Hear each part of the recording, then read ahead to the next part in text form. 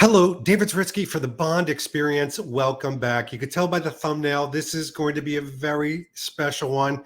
I have no idea which way this video is going to go. It could be very, very divisive, but it's going to be interesting because we have a special guest, and this special guest is back. Ladies and gentlemen, I'm here to tell you by popular demand, Marissa Zritsky, welcome back to the show. Hello, everyone. Happy to be here. Happy to chat. Yeah, and chat we will. But before we do that, for those that are uninitiated, Marissa and I had a wonderful conversation a few weeks ago around No Time to Die. Marissa is my niece, therefore I am her uncle. See how that works. And something weird happened because, yes, it was a great conversation. We had a lot of fun. But Marissa, have you read some of the comments? Yes, I have. I actually have gone through. I've replied to a couple. Everyone is incredibly nice. The community is so welcoming, so interested, intelligent. So it's been a lot of fun. It is. It's a good community, right? I mean, they're just super, super nice. But more importantly, they loved you. Like, I thought, I was seriously bracing myself because sometimes when you have different age groups or even different genders, quite frankly, like some people will be like, what does she know? She's only, X amount of years old, and her, she's a woman. What does she know about James? People universally loved you and wanted you back. Yeah, thank you so much. I had such a great time talking about it. So I'm very grateful that everyone was as welcoming as they were. Yeah. And by the way, this video is not just a video talking about on Her Majesty's Secret Service, 1969, George Lazenby's one outing, but it's also a promise made good, as I throw up my because Marissa said that we would do, kind of a watch along. We didn't do a typical watch along where we sit there with each other, but you would watch the film and we would chat about it. And so Here we are. Are you marked safe after watching On Her Majesty's Secret Service, or did you really like it? I didn't just like it. I loved it. Like, part of me, like halfway through, was just like, where has this movie been my entire life? Why wasn't the thing that I watched as a kid instead of Moonraker? Sorry for the Raker fans. But like, I remember watching Moonraker like 10 times and never this. Why? This is so much fun. Like, wow. I think it's incredibly fun. It's a romp. Like, it's like set piece, beautiful shot, set piece. Like, this is the things I want from a Bond movie. And like, yeah, she's a little dark sometimes. Like, the ending, it's a little spicy, but like, what is not to like about this movie? Wow. Okay. So and by the way, we have to be very clear with people that you and I have not spoken, literally not spoken on the phone. We have not. Since you watched this. We specifically were like, this is going to be a fresh conversation. So this could have gone anywhere. So let's kick it off, because in the very beginning of the film, I thought it was very interesting because obviously this is a new actor. It's not Sean Connery, but they're showing only pieces of him. They're showing a chin, a lighting of a cigarette, the hat. I mean, what did you think of the opening? I thought it was actually very well done. I really enjoyed how, so let me see if I have my Bond history correct. This is the Bond that was right after a bunch of Connery movies, correct? So Connery had been the only Bond movie up to this point. Correct. Yeah. Okay, so basically, you only live twice. Connery wasn't going to come back. His contracts were done, and they needed to find a new Bond. George Lazenby, the story goes, is basically he kind of stalked the producers, went into, their room and basically said, hire me, camped out at their barber shop and got a suit that Sean Connery didn't pick up. I mean, he really stalked this position. I respect that. And by the way, I don't know if you know so much of the history of George Lazenby, but he was a model. He was a chocolate fry model. Yeah, he did ads. He never did an acting role in his life. Literally, when people see him like this, wow, this is the first time they're seeing him on film. Then maybe this serves as, that's in my mind. I know this is his one and done. So in my head, I was like, this is his little introduction. This is the features of James Bond, a chiseled jaw, like, cool guy persona without really being like, hey, here's a guy you might not know, being a headline for a really big movie. But that's perfect. That's, I think, Kind what of smart. the creators and the directors wanted, is to say, look, there are tropes of James Bond. And by the way, as a 27-year-old in 2022, are you okay with him smoking, or do you know it's a point of time? It's a point of time. This is, Yeah. yeah, that's not something that ever gives me pause, ever. You're so got your head together. Well, then we finally see George Lazenby. All right, so it's not Sean Connery, it's not No, Roger Moore, it's not Daniel Craig. What did you think of this Bond look? I mean, what did you think of him? I liked him. I don't think, I think it took me maybe like, I'm gonna be honest, like 2 minutes for me, like, okay, this is James Bond. Like, I've seen, I guess it would have been different if you were in the 60s and Connery was the only one you knew. But Right. given that I've had four other James Bonds that I've seen, to have it be someone different didn't give me pause. And he Yeah. looked like, if you did a Rorschach test, this is James Bond, it would pass. So I didn't think twice about it. That's a really interesting point, and you're right, because look, I announced this at the very beginning. This is it still is a divisive film. For many, many years, this film was thought as an oddity, because it didn't have Sean Connery, didn't have Roger Moore, it had some other guy from Australia. And people, if you did find someone that liked it, they were considered a connoisseur of James Bond. It's like, oh, you like that one-off from 1969. But the fact that you gravitated to it right away I think it says something about you.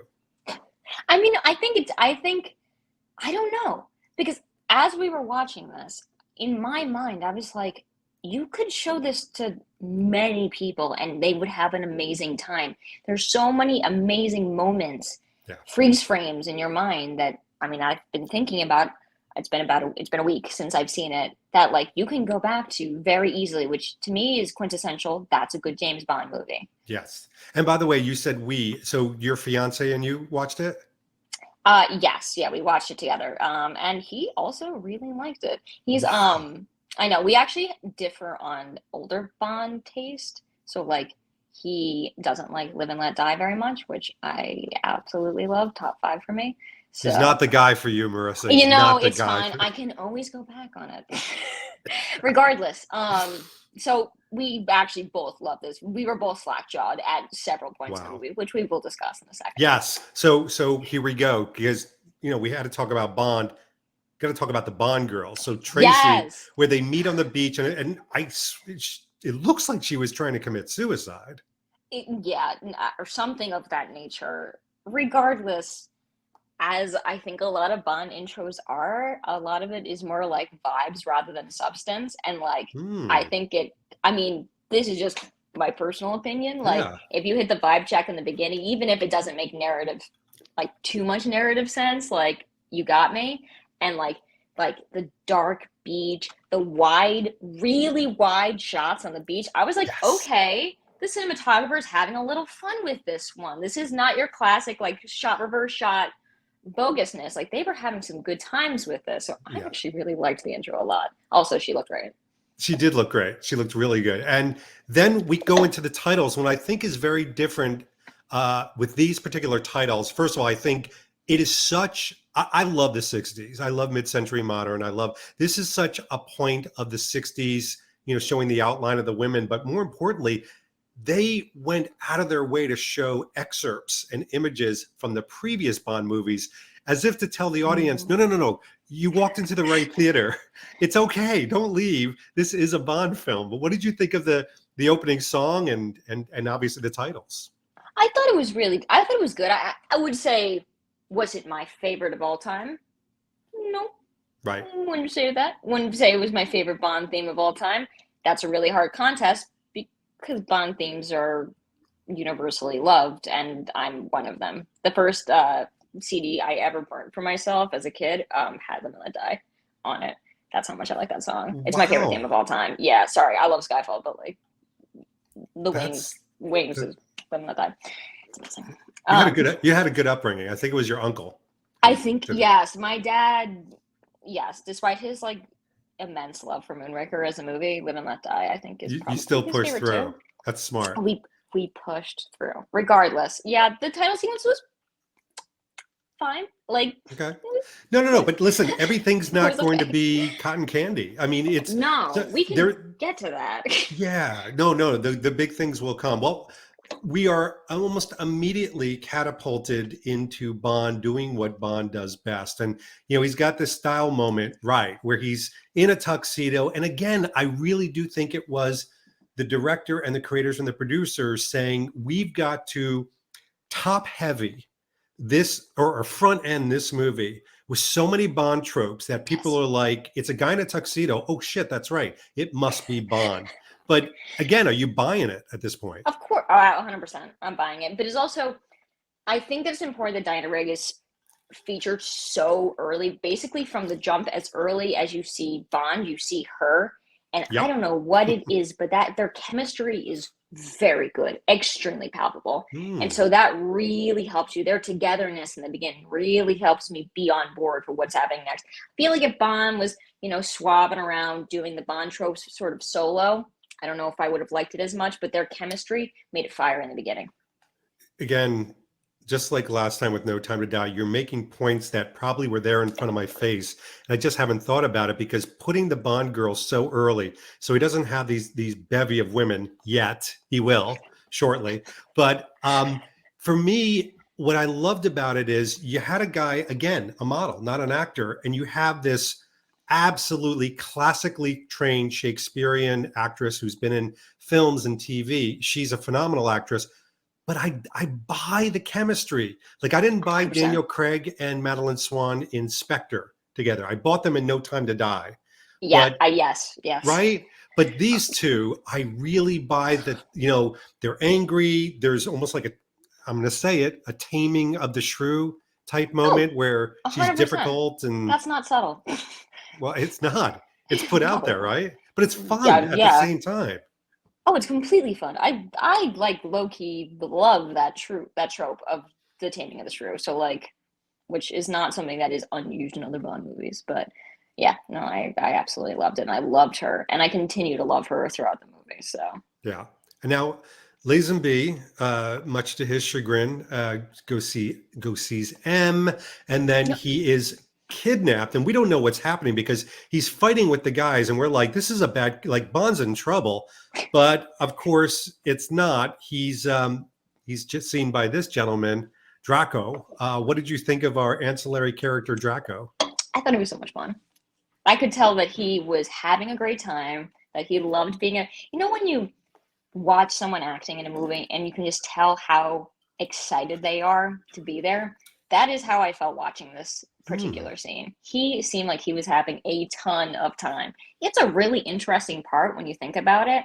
And I think he does a great job in he's in a minimal amount of scenes, but he's like low key. He's a big like scene stealer, honestly. And he's got Diana Rigg to bounce against. And yet I think he's the one that usually steals those scenes that he's in. So I loved his introduction scene.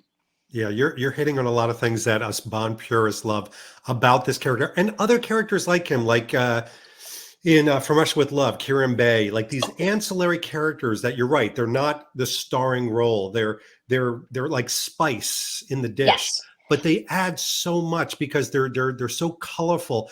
Now, I've been dying to ask you about this because with this gentleman, as wonderfully colorful as he is, he also has some really interesting remarks like his daughter needs to be needs a man to teach her what's what and needs to punish her and this and that, and it's like it's very, I mean, machismo, but Yeah, that's his character. Like, and that's you're who he you're is. totally fine with that. Yeah, that's his character. So yeah, and I believe him when he's telling me what he thinks. So yes, it's a good character. Like if it is strong and believable, then it's a good character, regardless of whether or not I believe in the same things they do. Yeah. And That's what makes a good character. Same reason why people like Hannibal Lecter. They're not like, wow, cannibalism. That rocks for me too. you Like know he's just a compelling character.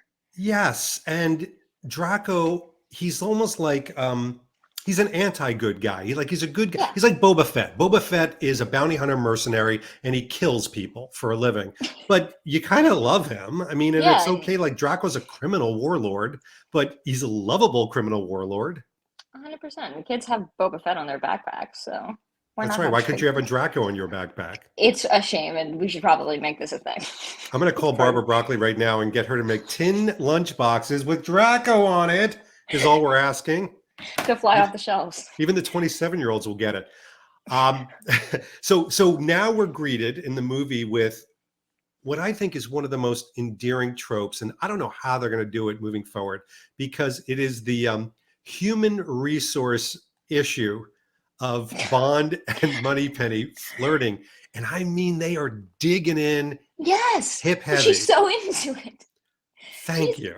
It's reciprocal. Yes, it's reciprocal. She cries at, okay, spoilers. She basically is crying at his wedding. Like, yes, it's reciprocal. Yeah. And it's funny every time. I always love it. Like, it's honestly usually one of the things I look forward to in any of the early Bond movies is just the Moneypenny flirting. Like, why wouldn't you like that? It's so funny. Yeah. And even and beautiful and sweet.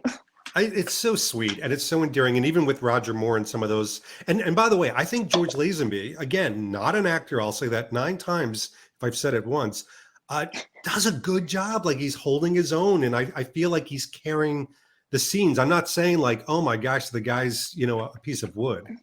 Well, that's the thing though. Like, he is an actor. Because of this movie, he became an actor. And I just do not think they would have given this to just anybody. Like, he does a good job. Like, I don't have a complaint about his acting in this movie. I think he does a pretty good job. Yeah. Straight up. And honestly, I don't, here's a spoiler, I don't like Diamonds Are Forever. Don't like that movie. Yeah, no. A lot of people have I just don't. On the bottom of their list. So. I don't think that I think Connery phones it in that movie, and you can tell and you can feel it. Guess who doesn't phone it in on this movie? George Lazenby. Yeah, Lazenby. Lazenby or Lazenby? It's Lazenby. And trust me, I have been corrected by thousands of people. I wish I could say hundreds, because I was saying Lazenby, Daniel Craig, and they're like, it's Craig, not Craig, and it's Lazenby. Lazenby. Okay, you got to play around with the diphthongs there. Okay, cool. Lazenby, like lazy bee. Lazy bee, Lazenby. All right, got it. Concentrated to memory. By the way, speaking of acting, he has a bit of a row, a riff with M, and he resigns. And what I love about this part, it's so funny. All these little Easter eggs, like they're showing all the parts of the other Connery movies. Like, he takes out the knife. The musical cues in this scene as he's taking out each artifact were from the previous Connery movies. I did not know. That's really cool. Isn't that pretty cool? Attention to detail. Yeah, attention to detail. I love that. And guess who has that suitcase right there? You. Who could possibly? All I'm saying. But I mean, all right, so this is kind of cool, because I think it's one of the first times that you see Bond kind of sort of like going against the man, going a little, I mean, he goes full on rogue pretty soon, but what we do get is he decides to really make good on this and go try to get information out of Draco. And what I love about this is it's one of these scenes. Everybody looks great, by the way, style-wise, everything. But it's one of these things where Bond's like, something, espionage, intrigue, spying. So he's not just a guy running through a brick wall. He is going to pump, Tracy for information, and also Draco to get information to help Queen and country. I love that part about Bond. That is pure excellent spy. I also, the outfits in this particular scene when they're with the Matador, is it that Matador, correct? Yeah, they're actually in Portugal. Terminology in Portugal. Yeah. The outfits that everyone is wearing, like the sort of like, what is it? The ruffled shirt with the like. Yeah, sort of, he's got like the ascot and everything. The ascot, her little curl, like everything is just delicious. Yeah. Like it's so. The production design for this particular scene had me kind of like, okay, you're completely understanding the assignment here. Like, exactly. And you feel like everybody is, part of the Bond, especially in the 60s, was showing luxury, because a lot of people didn't feel and couldn't experience luxury. And this is really showing a luxurious moment. They're having drinks, etc. But they what I love about this, again, this is probably going to be a love fest now that I know you like it too. What I love about the director and the writer of this particular film is they don't leave the audience sitting for long. Like, it is just a wild ride. And so in the very next scene, again, still in no, I think he's in Bern, Switzerland now. Yes, he is. Yeah, he's at the office, and he's Gumballs. Can Yeah. we please talk about how that is one of the funniest scenes I've ever seen in a Bond movie, where he like is just sitting there reading Playboy after Playboy in the office just because he's like, I guess I'm just gonna let the machine do the work. Like, I love that, like, almost Office Space style, like, Bond. Never seen that in a movie before. Thought it was so funny. We were like laughing almost hysterically in that part. That's how funny we thought it was.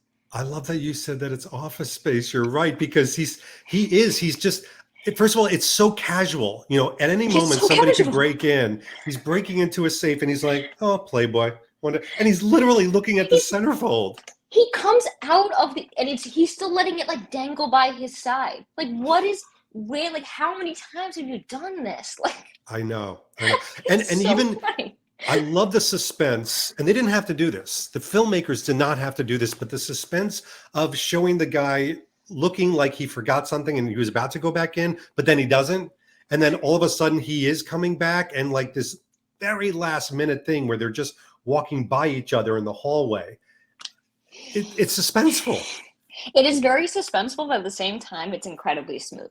Which, like, Yes. again, that was like one of the most like tone setting scenes in the very beginning of the movie, which I was very grateful for, to show that this is going to be somewhat rompish, is the smooth exit with the Playboy magazine. Like, that to me is like, okay, you're kind of like a weirdo taking that with you, no offense, but you're pretty slick about it, so good for you. Exactly. But like this is the emulation of Bond. This is why I think so many Bond fans in the Bond community gravitate automatically to this film and try to like get people like you to watch it, is because it's fun, it's frivolous, and it's a little bit guilt-free. Like, you know, you could just like sit there and just slough everything off. It's just great. Yes, But again, romp. yeah, a romp. I'll adopt that. It is a total romp. However, this is a really strong point I want to ask you about. When they get to the part of heraldry and they start kind of, you know, getting Bond ready to really become somebody else, you know, so he's going to be Sir Hilary Bray. And at that point, he's going to infiltrate Blofeld's lair. I mean, this is so incredible Bond moment, because he's got to learn a trade. He's got to learn about heraldry. And I'm just going to say it, and I know you're a fan of No Time to Die, so I'm going to lightly step through this.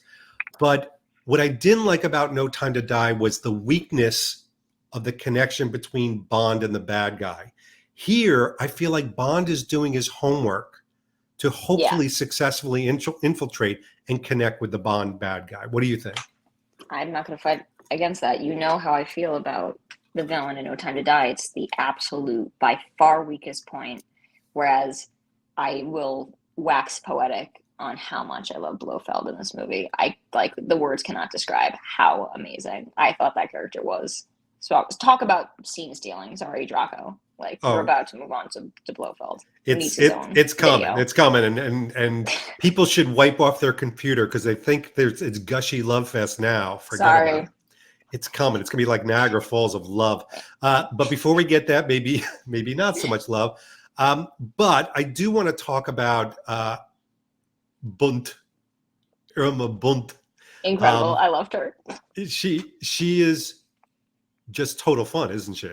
She's so much fun. So that sort of, okay, can I dip a little bit into the Austin Powers series real quick? 100%. Great. Yeah, do it. So Frau in Austin Powers, is this the illusion? Is it from other places as well? Like, where? Because when I saw that character, I was like, oh, it's Frau.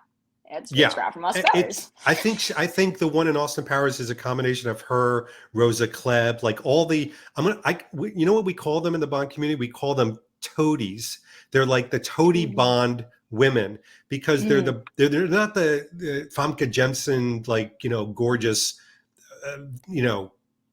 Bond baddies that are women. They're the toady ones that kind of are supposed to have big glasses, and they're kind of, a little Wide expressive fuzzy. features. Yeah, let's go with that. Yeah. Okay, I understand what you're saying. Yeah, that makes sense. Yeah, that's cool. That's interesting that they have a name for that particular character in the. I mean, that means it's popular enough. Regardless, she was fantastic. I love that entire scene with him talking about how weak he is as a person. That was very funny. Just sniveling little Bond, basically doing his part. Speaking of sniveling, do you want to know some trivia? His voice, when he plays that character, was actually dubbed by the actor who was the heraldry guy in the beginning. So that's not George Lazenby's voice. Really? They dubbed it entirely. That's wild. Didn't they do that for Blofeld for another movie? They did, yeah. That's wild. Yeah, they had one guy playing it. But here's the thing that is so near and dear and close to my heart. I want to get your opinion. You're a well-traveled person. Switzerland and Piz Gloria. Yes. What did you think of the not just the vistas, but the way it's shot? It's the whole thing. A really good Bond villain lair has geography you can see in your head. So like when you think about like where you are in the lair, you can figure out where you are without having to do any exposition. And that was what this movie did. And that to me is a very impressive feat.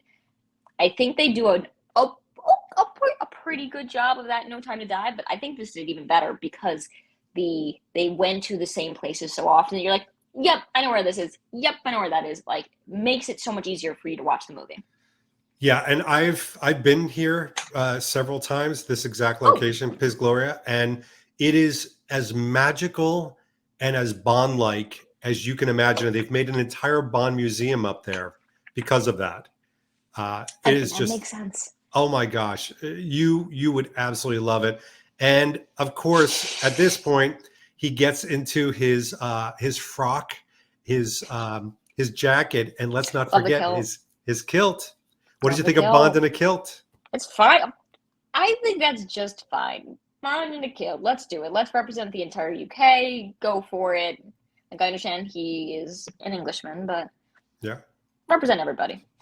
It's perfect. Now, listen, before you said that you loved how Bond connected to the Bond girl straight off the way, and obviously they have a connection. There's that whole lovey-dovey, almost MTV-like love scene that they were doing.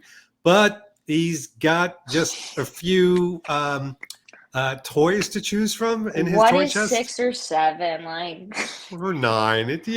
Angels of Death. So talk to me though, because all right. And I want to get your point of view because it's so fun for me as a 54-year-old male who's brought up on Bond. The whole point to me was, as a spy, as an assassin, even sometimes he has to woo. He has to not just use his gun, he has to use his charm and his wiles and his sexuality, his sensuality. And so he's on the job. He takes no pleasure in this. I think he still likes Diane Rigg's character, Tracy, but I think he feels compelled to sleep with all of them. What do you think? I mean, am I pushing it? No. Here's the thing that I found both interesting and amusing about these scenes is that he's using the same pickup line on absolutely every single woman. Like, the same. He doesn't, like, move from the script. Kind of shows there's, like, a level of, like, phoning it in for him, which it makes the scenes a lot funnier to watch. Which sort of, like, I guess tones down any issues you would have with that trope in general, which if you have an issue with that, then Bond might not be for you. But if you sort of see the humor and the joy and the sweetness in it, like, you'll be just fine. Can you stop for a second? Because I want to make a t-shirt out of what you just said. There's a lot of people that go back and they watch Bond films and they have a problem with Bond. You just said maybe Bond's not for you. You're right. I mean, you've got to accept Bond for his foibles, his fallible nature, and he is a very flawed character, but he has to be. Yeah, I don't know how you can't really watch a Bond movie and be like, yes, this is the perfect person. Like, he's cool. No, he's got a lot going on in his head. He's risking life and limb for country. Like, he's got his demons. But, that's definitely a part of his character. And that's fine because he does it pretty well and it's interesting and exciting. Right. So I would say they executed on it well. Um, but no, I thought those scenes were extremely funny. Like, especially because they do a really good job with this movie. The first time he's walking around trying to get to the lady, he's like being very careful. He's quiet. He's looking around the corner. And then by like what you expect is like the nice time, he's just like walking out. He's whistling. He's like, of He's got course it down that's funny. pat. Yeah. He's got it down pat. He's been doing this for months, for as far as we know. Yeah. Like it's extremely funny. So Well, like practice makes perfect. practice makes perfect. He's phoning in. I thought it was great. I laughed a lot. Okay. So, ladies and gentlemen, children of all ages, below Phil, Telly My guy. Savalas, who loves you, baby, Lollipops Akimbo. What did you think of our Blofeld? So I love the movie The Dirty Dozen. So when I saw him, gosh, yes. Yeah. So when I saw him, I was like, we're in. I'm in. I'm all the way in. Like, you are gonna kill this. I can't wait. And he did not. I had extremely immediate high expectations. I didn't even know he was in this movie. I didn't know he was Blofeld. Like, I didn't know anything about this one. So I was pleasantly surprised. The presence, the electricity. That's what you want from a Bond villain. You want to feel like a little bit scared. And I was pretty scared of him. Yeah. But like in an impressive way, which that's it. That's Blofeld. You got it. Lack of earlobes. Rock on. Love that. Cool. Like, he was great. What is there to say? The voice, right? Like almost Alan. I mean, this is pre-Alan Rickman, obviously, but that really big bass voice that sort of just resonates through your bones and makes you really listen to every word they say. So I loved your point about him being, you feel the danger, because with some of the different Bond guys, you're just kind of like, they're macking for the camera.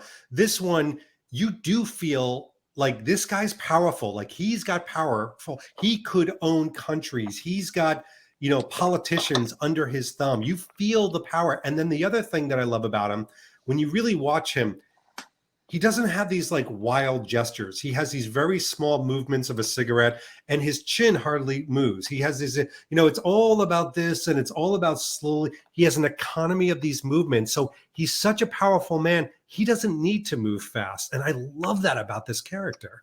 I think that's a really great point. He definitely keeps it somewhat close to the chest, which is also kind of my preferred way to see a Bond villain, is someone just about as controlled as Bond is, if not more so at times, which I would definitely say in a lot of scenes, Bond is pacing, Bond is moving, Bond is looking happy or sad.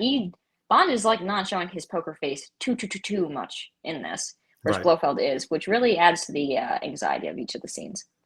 It's trippy. And by the way, you know what else is trippy?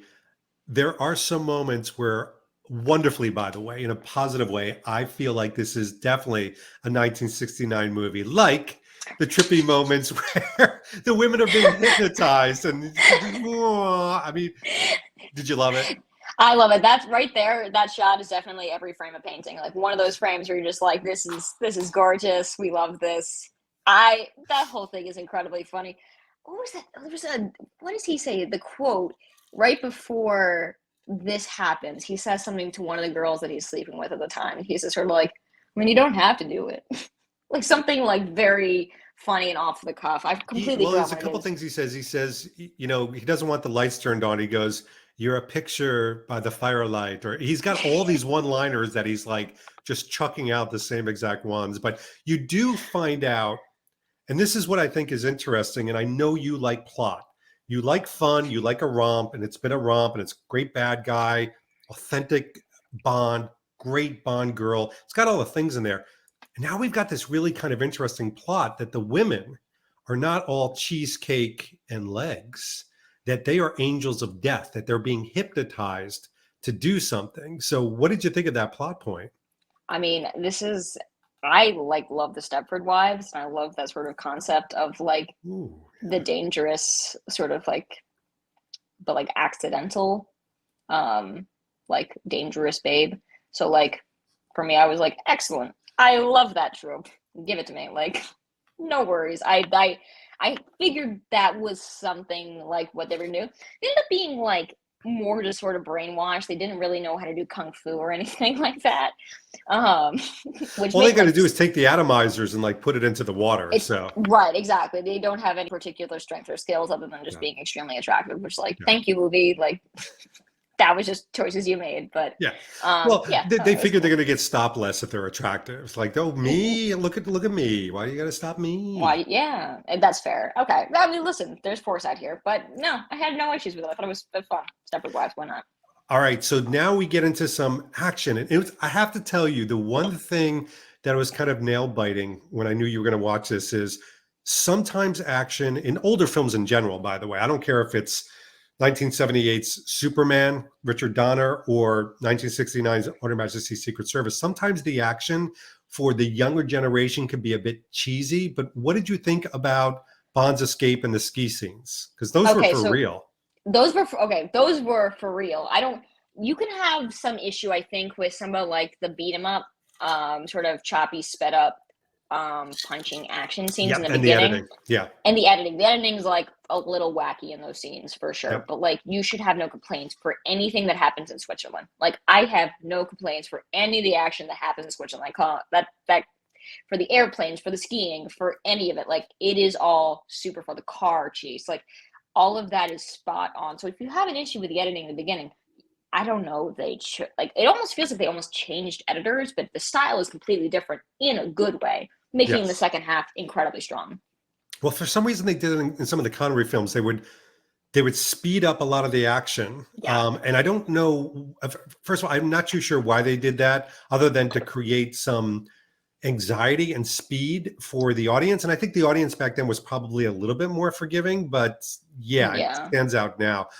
But then Bond does escape, and he runs into Tracy. And again, I feel like these scenes where they meet and connect, they're really believable. What did you think of that? I mean, like obviously there's Do Ex Machina with her sort of, showing up out of the blue. But I Yeah. don't care.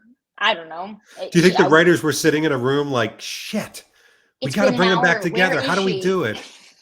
Well, that's literally it. I mean, there was a time when we were watching this where I looked at Keegan and I was like, we haven't seen Diana Rigg in an hour. Where is she? Like, is she coming back? Did they have that whole love scene and we're just like basically never going to talk about it again? Like, I'm fine with the storyline that we're going with here, but like, I'm kind of surprised to see her. And then she just sort of dipped. But like, Right. and then she showed up and I was like, okay, She's back that's and she's fine. better than She's ever. back. Yeah. Exactly. I mean, you get past the Do Ex Machina in about 30 seconds when you're happy to see her. So what So what good, what do good you for you, say? movie. Machnia?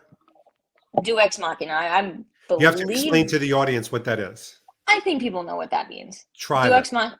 Okay, I'm pretty. To my understanding, Do Ex Machina is a sort of a device that helps to further along the story. So, like, let's say what is something that so basically like they find the key. The key is a special key that helps them continue the plot line.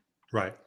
But Yeah. but you have to understand every video now you're committed to teaching us something like Byronic in the last one is now all the rage in the We're Bond running community. at my literary. Byronic. It was everything. They're t-shirts now. All right. So now Dinah Rigg gets an action scene. She's skiing away. It was kind of cool that she actually is giving as good as she's getting. Yeah, no, she's that. I thought that was really cool. She did a really good job. Then she had a stunt double for that. No, Yeah. Oh, I'm sure yeah, she did. looked like Yeah. she had a great time though. That was a great. I liked her beige outfit. That rocked pretty well. Again, the styles were so cool. But Telly Savalas, good old Blofeld, spies her and captures her, and now Blofeld's got her. I mean, it's a little bit, but I love this. Oh my God, I drink this up. It's a little bit of the mustached guy on the train tracks holding, and the girl's going, help. But I'm digging it. Oh, me too. Listen, if you've gotten this far and you're having a good time, that's not going to be the thing that stops you from enjoying this movie. Like, that just feels like the natural conclusion for this movie, and it's not a bad thing. Like, it's fun, and I'm having a good time. It doesn't really necessarily, even if it's somewhat cliche things can be good all the time. Yeah. Oh, absolutely. And by the Yeah. way, this is something that's not cliche, but it has almost become cliche in the Bond world today. Bond going rogue is a thing that happens in a lot of films. Timothy Dalton, you'll see, Daniel Craig. I think every Daniel Craig film he goes rogue. But Every this single is one. kind of like Bond's pissed at M because M doesn't want to rescue Tracy. And so who does he call? He calls his father-in-law to be Draco and says, hey, let's go rescue your daughter.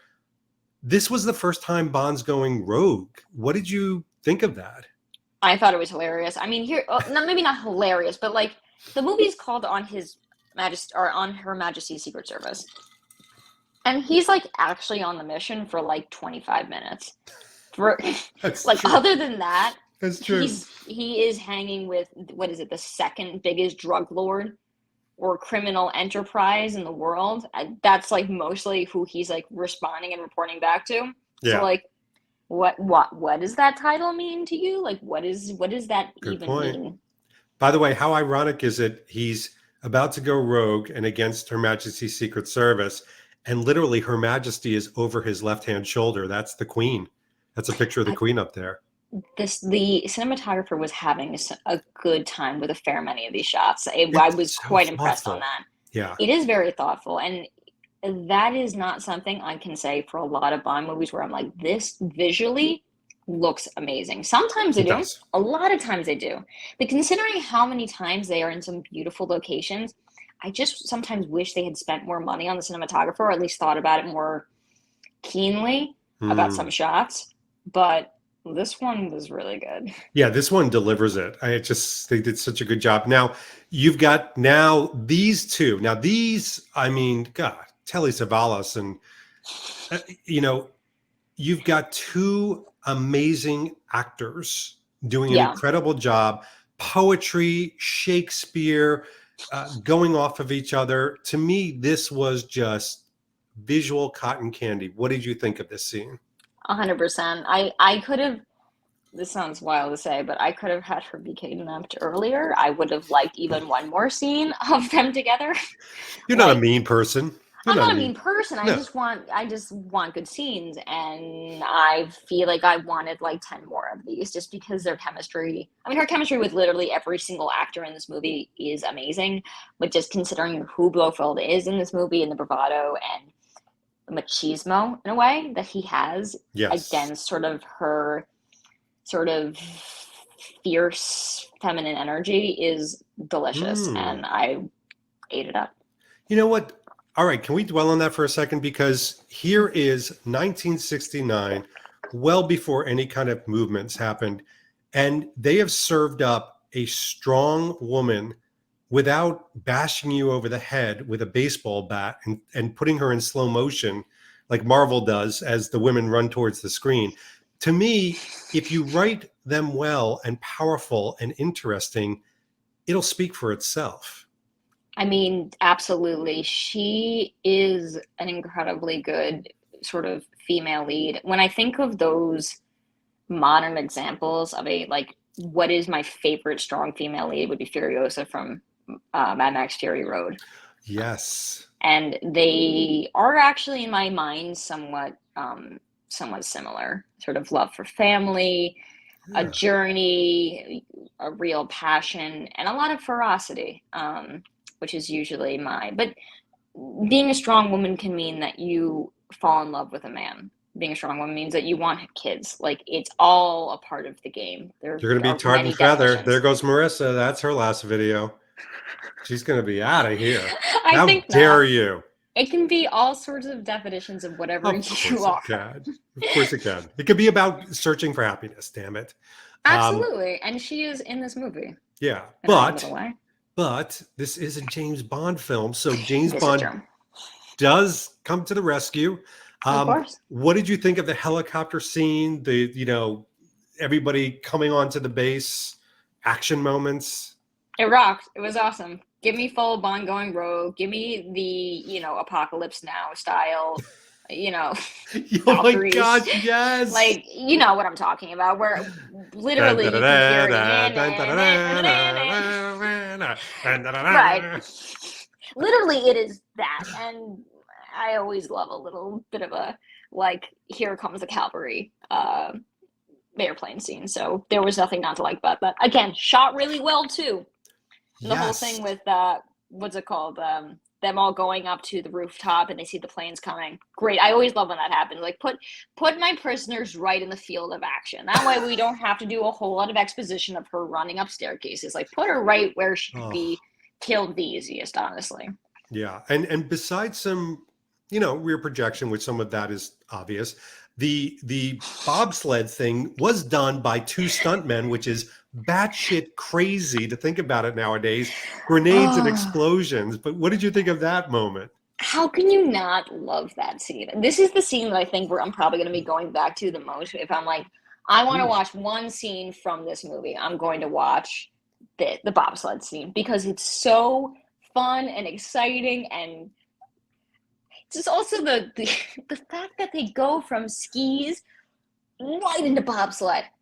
Like, yes, no Crazy. stop, don't stop, like don't blink. Like that's the kind of action scene I really like if it's the last part of the movie, Yeah. because like you're not going to top that. So they didn't. That was fantastic. They knew the pacing of the movie, and the movie is really well paced, especially at the end. The whole thing blows by in what feels like 5 minutes. That is so true. I tell you, pacing's really important in this film because you do feel like you've taken a long journey and travel, but it moves you so quickly through the story. But it feels satisfying too. Like it's not like a quick little whoa. Did the bad guy just get hung up on a tree? There was a lot of exposition before that, but then it does happen. It does happen, and it's never happened before. Uh, Bond gets married. Womp Were womp. you surprised that there was a marriage scene with Bond?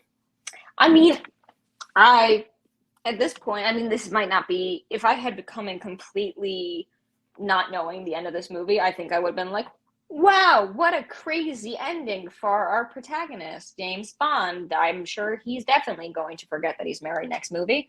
Um, but like, I kind of figured that tragically someone was going to die and it wasn't going to be Bond, so it had to be Diana Rigg. So I was sort of like, wow, that's tough. At least you get to have a couple happy moments, and she does. She like dies with a So smile on her face. I have to ask you right off the bat then, did you know that she dies at the end of this before you watched the movie?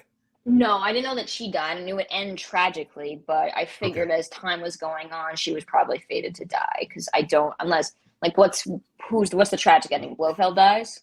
Like it's tragic for me as someone who thought his character was interesting, but like I figured it was going to be her. So So when they get married and he does that little stop to take off the flowers, I mean, you're a moviegoer. Gosh, you're a moviegoer. You love movies. So I think it's someone that's a really a movie file like you are, you tend to forecast and speculate what's going to happen. You can kind of sure. tell the directors wants us to do this, or there's a pause in the excitement, or things are too good, right? And sometimes in a movie, when things are going too good, the next scene is going to be bad. Did you know that something like this was going to happen? Did I think that she was going to have a drive-by shooting on I the take it no. coast? No, that was a, and also there really doesn't. I mean, if I had not known that, and I wish I did, but I don't. Like, if I didn't know something tragic was going to happen, I first off, I didn't think it was going to be that last minute. We're talking last minute, 30 seconds of the movie. I was almost looking at my watch, being like, something bad's gonna happen. It's gonna happen like at the wedding. Yeah. Wedding goes by. Everyone's having a great time. Moneypenny's crying. It's really, really sweet. I'm like, when is someone gonna get off? And drive-by shooting off the coast. Like it was almost funny. I You're a laughed. sicko. Oh, what are you gonna do? It was so. How can you not laugh when they shot it like that? Where they're just sort of like kissing and canoodling, having a great time, and then literally the next shot is you just see them just fly by in a car, machine gun at the ready, and then you just it. It's sad. Yeah. But then don't shoot it like that. Don't have some level of foreshadowing, so you almost aren't laughing out of confusion and surprise. And I have to it's imagine that's what people did. well, and it's super violent. I mean, 1969, and I mean, Incredibly it's violent. it's a forehead shot. I mean, there's nothing It's a subtle headshot. about that. Exactly. That's why I wish I knew. I wish I went in completely clean. Whatever, it's fine. I knew something tragic was going to happen. Maybe not like that though. Right. But also, like, if you were in the movie theaters in 1969 and the Bond girl gets her head blown off, what? In the last minute, 30 seconds? If anyone went with their significant other on a first date to this movie, they're all broken up. Oh Because they're yeah. like, what? They would come out and be like, what are you doing? What are we doing? What was that? You got almost like a face like that. You're like, what the hell just happened? I mean, and What? by the way, I think he sells this last scene very well. Like, Yes, he's in he shock. does. He's basically telling the motorcycle cop, we have all the time in the world. It's okay. She's just taking a rest. I mean, he's in total denial. He's in denial. He's in shock. It's very like Bond. Okay, let's move to No Time to Die real quick. This Bond is in a more sensitive and terrible and heartbroken and weakened position than James Bond did, even though his entire body was evaporated at the end of No Time to Die. Thank you. Sorry. Exactly. So you can still do something, tragic to Bond. You can still crack him in half and all these things, but you can get creative without turning him into an ash heap. But I think my point is that this Bond is the one where I came out being like, the feeling that you felt at the end of No Time to Die is kind of how I felt. Even though overall it was a rompy time that I would recommend Yeah. to anybody, like, you kind of sit there if you're in the theater, sort of just folding your hands, being like, well, that was a bummer. Yeah. She just got her noggin blown off. Like, And then the credits that's tough. literally just start rolling up. And it's like, it's almost shocking because then they're like, da-da, da-da. I was like, wait, I'm not ready for that da-da, da-da. Like, right. Well, it feels like more like Bond's about to go into therapy for the next 2 years instead of like being like this and being like, well, back to business. well, Like, in a way, Bond does go into therapy because at the end of the film, it says he's going to return in Diamonds Are Forever, your favorite film. right. But also, and then wait, is that actually the screen cap? Is that, I need to remember that? Like, that is what it looked like. So at the end of all the credits, Yes. it says James Bond 007 will return in Diamonds Are Forever, and then Connery comes back Right, but with that image, with the bullet, and it's she's not leaning. even him bobsled. These like badass scenes. It's like the Oh no, worst no, no, moment of his life. no! Because this is what they ended on with her slumped over in his arms, and they just show the bullet in the screen. I know, dark. It's dark. It's brave. It's really interesting. It definitely doesn't make me feel like, wow, he was really like he did a great job. He beat Blofeld and everything was wild, but like, that's a bit of a downer to end on. I know. All right, I have some follow-up questions. Now that we've Of course. talked about the movie, here are some things that David was curious about Marissa's reaction questions. Here we go. The first one is, before you started watching the movie, what type of experience did you anticipate for yourself in watching it? And was it different? Was the actual reality different? I thought this was going to be a little bit more serious than it was. I didn't expect the level of like, I don't know, fun. I didn't expect it to be as fun as it was. I thought it was going to be a little bit more serious. And that probably is because I was told it has a very tragic ending. So I figured it had a level of darkness throughout the movie. That is incorrect for the most part. Like, he's walking out with a Playboy magazine and he's like betting 25 women. So like, we're just having a good old fashioned Bond time. But everything else, that was pretty much it for me. I kind of expected to be a little bit more cinematography. I expected the shots to be a little bit more elevated, and that met my expectations.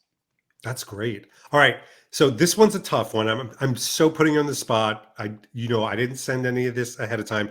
What was the weakest point of the movie what was the strongest point of the movie to you?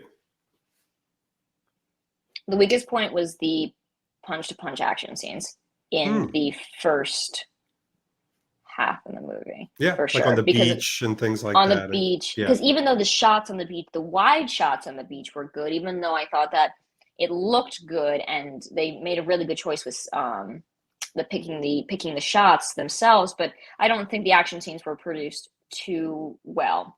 Okay. But it also didn't put me out of the movie too much because I've seen similar ilk in other Bond Yeah. movies of the time. And then the best part of the movie was, is it a cop-out just to say absolutely everything that happens in Switzerland? No, I think so. A lot of people pick that as almost like a separate bite-sized edible piece where they could so get into that and say Switzerland in Honor Majesty's Secret Service, for many people, I'm not exaggerating, is the best in the entire franchise, never mind in the movie. I can absolutely understand that because it is so Bondy. It is so absolutely everything that Bond encapsulates in basically an hour and a half. So if you're there, you're having a great time. He's doing all the things you expect him to do with humor and wit and suaveness. I love it. All right. This one I think is going to be a fun one. You're going to be able to flex your creative muscles with this one. So the last video you and I did No Time to Die. Yeah. This one we're doing Honor Majesty's Secret Service. Which one do you prefer? No influence. And by the way, let me help you with this. When people say which one do you prefer, I know you just saw this, but which one would you gravitate to again?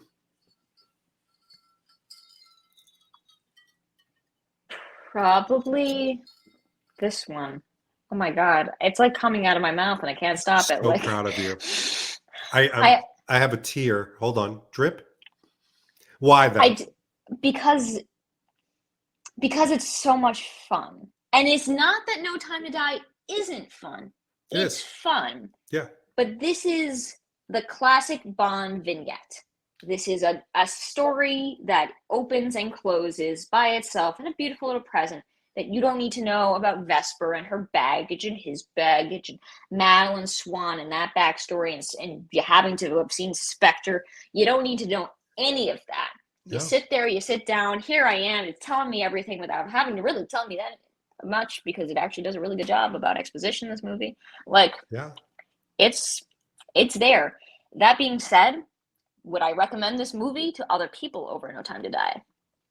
Is a somewhat separate question depending on the age and interest in Bond. Because I do think that if I knew that I was recommending this to someone who wasn't as keen on the classic Bondness of or cinephile.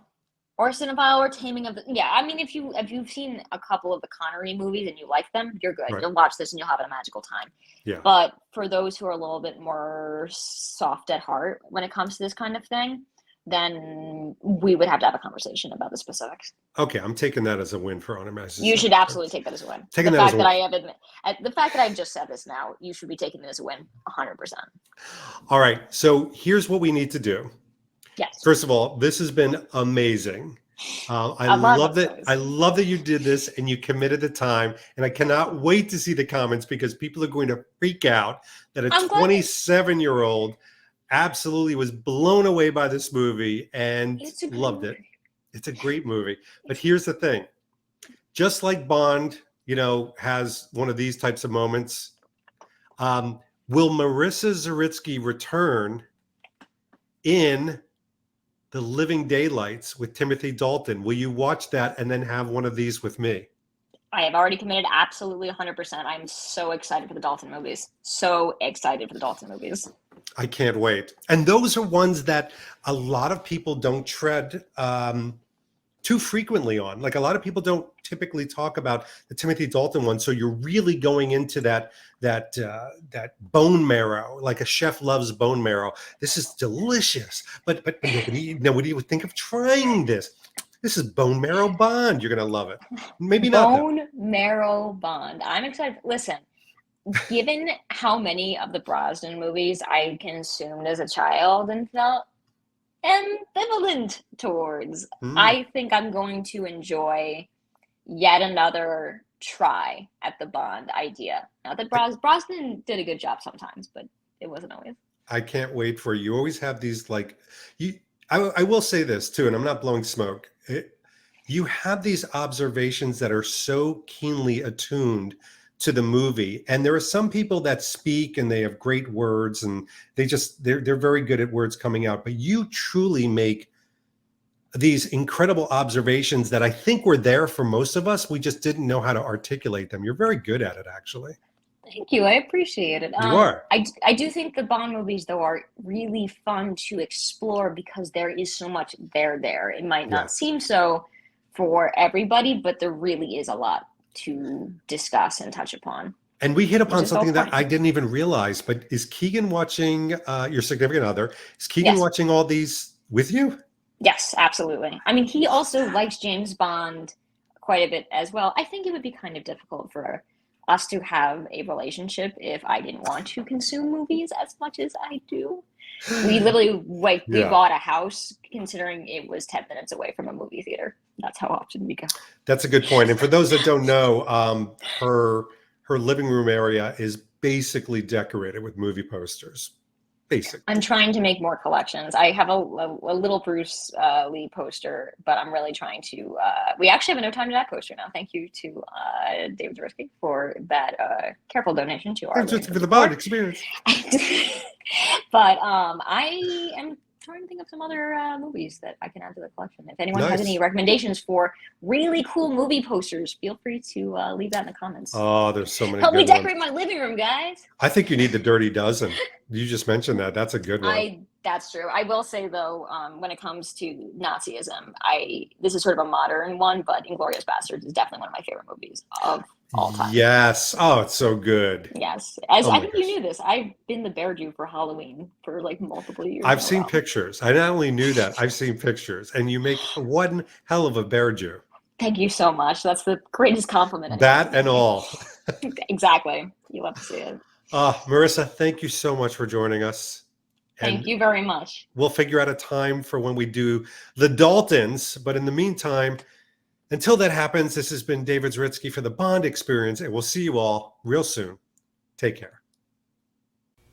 Thanks for watching this episode. If you want to be up on the latest from the Bond Experience, just click on this subscribe and subscribe to our channel. You're going to get all the latest and greatest information, plus some exclusive content. And by the way, speaking of content, here's something especially for you, just because we know you. Talk to you soon.